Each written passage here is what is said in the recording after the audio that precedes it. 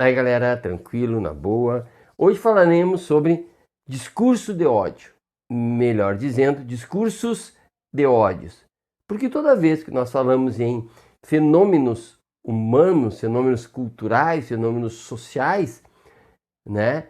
Apesar de nós tendermos a usar no singular, discurso, né? Nos fenômenos humanos são discursos. Porque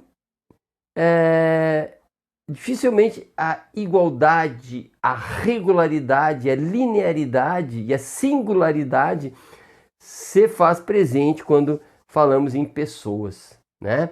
Agindo, reagindo entre si. Então, discursos de ódio ou discurso de ódios.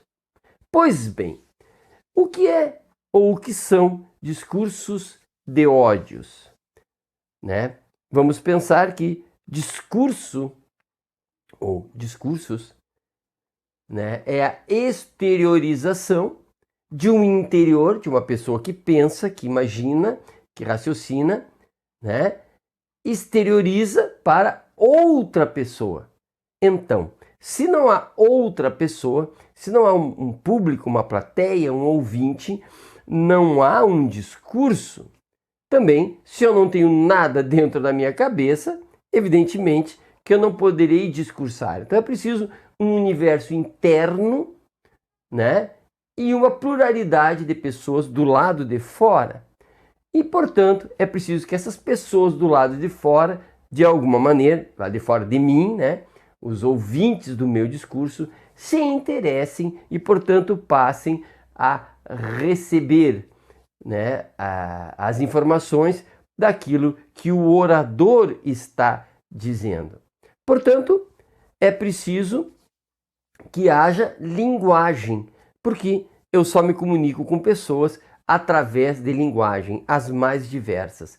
Portanto, quando nós falamos em discurso, falamos em conteúdo e falamos em linguagem. Percebamos que quando nós nascemos, nós não temos linguagem. Portanto, o que será discurso no futuro, eu ainda não aprendi, que é o conteúdo, que é pela fala, pela audição, pela visão, pelo tato, pelo olfato, eu vou criando uma linguagem. E aí eu vou lembrando da minha avó.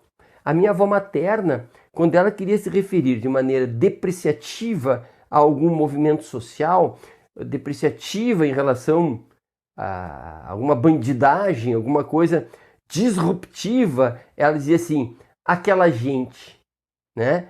Aquela gente que não tem casa, aquela gente daquela favela, né? Aquela gente.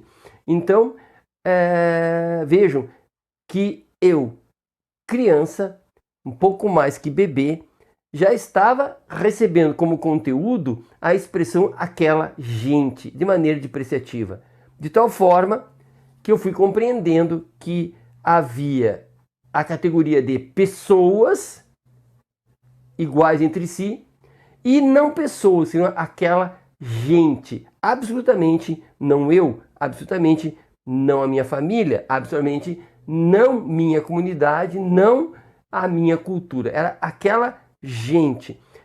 É apenas um exemplo, mas percebam que a linguagem, e aqui o som, aquela gente, a expressão facial da minha avó, a tonalidade e tudo mais que vinha junto com a expressão aquela gente, já me descortinava a possibilidade de poder discriminar. Ou seja, antes de eu ter razoabilidade, de ter uma moralidade desenvolvida, eu já estava percebendo que era possível discriminar pessoas. Também percebia que havia valores envolvidos, né? Valor do bem, do mal, do certo, do errado, do belo, do bom, do justo, e que tudo que era positivo era relativo às pessoas e o que era negativo se referia àquela gente.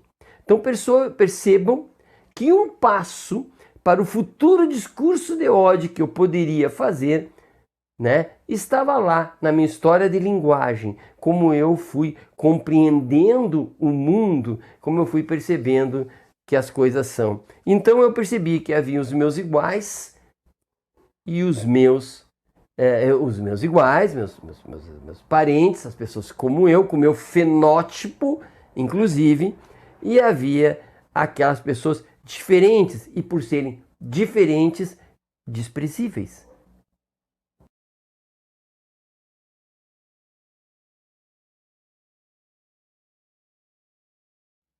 Entendendo, portanto, que os meus iguais eram héteros, cristãos, de pele clara. Quem eram mais os meus iguais? Moralmente apreciados, moralmente maravilhosos, né? Então, essa construção me foi entregue. Então, culturalmente, me foi entregue um padrão.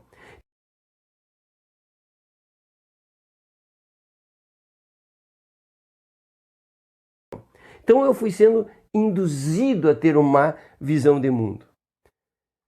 Apenas um exemplo, teve muito mais coisas boas e muitas coisas ruins. Evidente que os valores, os bons valores, entre aspas, cristãos, né, também me foram passados. Alguma coisa de fraternidade me foi passada, né, de sociabilidade, de amabilidade também. Então os discursos eram contraditórios. E eu diria, ainda bem. Porque o discurso depreciativo, o discurso de ódio, que vai culminar em um discurso de ódio, ele é contraditório, né? Porque o mesmo sujeito moralizante do mundo, moralizado já por um mundo anterior, que fala do certo e do errado, ele faz coisas erradas o tempo todo. Então nós, crianças crescendo, percebemos as contradições. Ainda bem que nós não temos escolas em casa, nós vamos à escola e a escola traz a diversidade. Os professores, os coleguinhas, né? E aí tem a coisa maravilhosa que é a escola pública, onde há muita gente, há muita cultura, muita diversidade e, portanto, as contradições ali aparecem. E à medida que nós vamos nos socializando, nos escolarizando, principalmente com a ideia de convivência, nós vamos percebendo que aquela gente sou eu também. E também acabo percebendo que aquela gente só é aquela gente depreciativa porque houve escolha de valores. Vejam, o discurso de ódio tem a ver com uma linguagem que escolhe valores, né? Valores que devem ser preteridos, valores que devem ser priorizados, o bom e o belo vai sendo estabelecido. E detalhe, quem garante que este belo é realmente belo, este bom realmente bom? Quem garante que este meu fenótipo é melhor que outros fenótipos? O próprio discurso. As próprias pessoas que convivem entre si, as próprias pessoas que pelo discurso vão se ratificando, redizendo, dizendo de novo e que vão apostando que há o nós e o outro. Percebe de onde vem o discurso de ódio, de uma discriminação inventada, culturalmente inventada e que foi sendo absorvida pelas crianças, que são adolescentes, que são os adultos, que são as pessoas que discursam de forma odiosa. E também percebamos que quanto mais essa pessoa convive com outros discursos, com outras realidades e percebe o conflito, tanto menor será a possibilidade dessa pessoa passar a fazer um discurso escolhendo vítimas, né? Os negros, os quilombolas, os homossexuais, os muçulmanos, não sei, né? Vai diminuindo essa possibilidade porque a criticidade vem vindo, vai surgindo pelo contato com a diversidade, né? Portanto, a diversidade me parece ser um bom antídoto para o discurso de ódio, para o surgimento, para o desenvolvimento do discurso de ódio. Percebamos que já o discurso significa uma narrativa, né? Tantas vezes eu já falei em narrativa. Discurso primeiro é uma narrativa que eu crio, que eu invento, que meus iguais concordam sem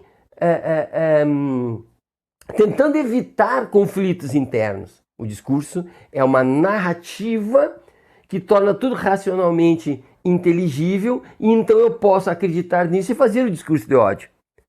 Mas o ouvinte, porque eu preciso de público, preciso de plateia, porque é um discurso, se ele for alguém com bastante vivências, convivências, fraternidades, sociabilidades, né, ele estará imunizado, de certa forma, imunizado pela realidade que é diversa e controversa, e ainda bem que é assim.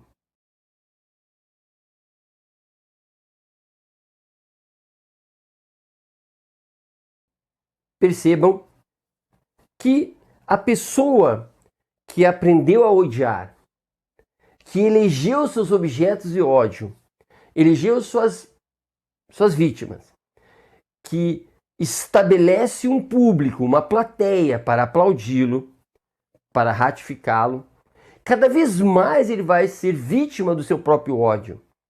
Porque os divergentes em relação ao seu jeito de ver o mundo, ou seja, o diferente, aquela gente diferente do discurso do odiador, vão merecer cada vez mais ódio, porque a diversidade vai atacar a racionalidade do ódio. Porque a racionalidade do ódio odeia o diferente e as contradições, ela luta para manter uma horizontalidade, em acreditar que o moral é isso, que o imoral é aquilo, que o fenótipo bom é esse, que a conduta boa é esta, nunca aquela. Portanto, a diversidade já corrompe essa horizontalidade. A diversidade e os mais diversos olhares já promovem as contradições do discurso de ódio. E qual é a solução para o discurso de ódio? Ou os discursos de ódios, qual é a solução para ele se manter? Criar mais ódios. Odiar cada vez mais o que é diferente de si. Por quê? Porque o diferente já é o contraditório, já é aquilo que afeta a lógica interna da pessoa que odeia.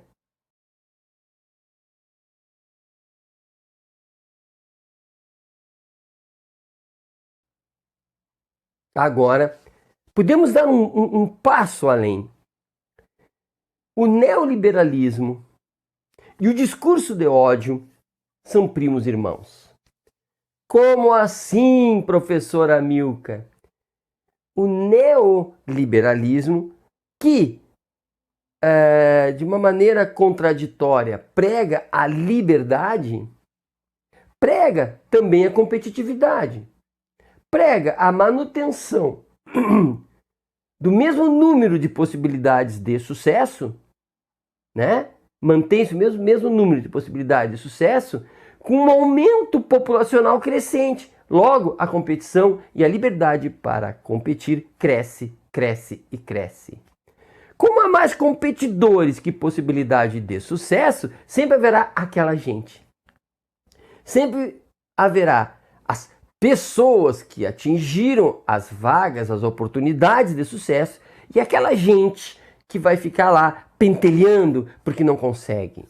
Sempre vai ter aquela gente que interrompe a rua para fazer protesto. Sempre vai ter aquela gente nas calçadas procurando emprego, vendendo balinha. Sempre vai ter aquela gente que acaba furtando, roubando. Sempre vai ter aquela gente que vai ter que ser presa.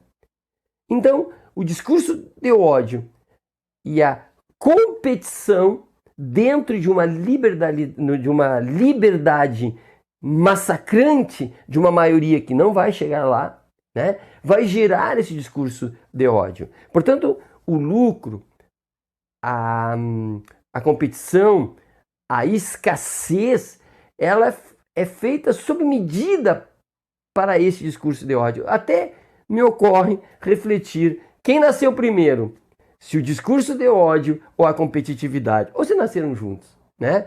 Porque nós passamos a odiar quem compete, né? Compete pela propriedade, compete pela vaga, compete, né, pelo poder.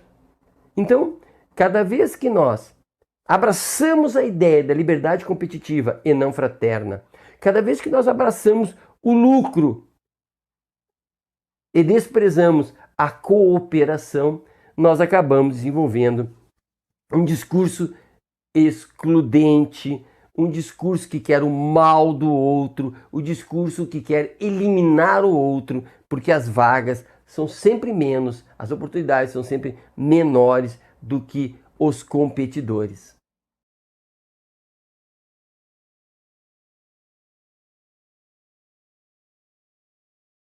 Percebam, já para encerrar, que o odioso, a pessoa do discurso de ódio, para ela, a realidade tem que ser linear, né? Os valores têm que ser sempre os mesmos. A família tem que ser sempre a mesma. O jeito de ver, de expressar a religiosidade, a sexualidade tem que ser sempre o mesmo. Porque se mudar é o outro, né? Então, percebam que o mundo não pode mudar. O discurso não pode mudar. Os valores não podem mudar. As oportunidades não podem mudar, né? Principalmente se a pessoa que promove o ódio já tem o seu status, está defendendo o que ela acredita que é seu. Ela é uma classe média, ela tem alguma propriedade, ela tem algo a perder. Portanto, ela quer que as coisas não mudem e odeia a mudança. O que me lembra um filósofo, Parmênides de Eleia, que ele dizia que tudo sempre foi o que foi, que nada muda, que todos os dias o dia vai nascer, que todos os dias gente vai nascer e gente vai morrer. Todos os dias alguém chora e alguém ri.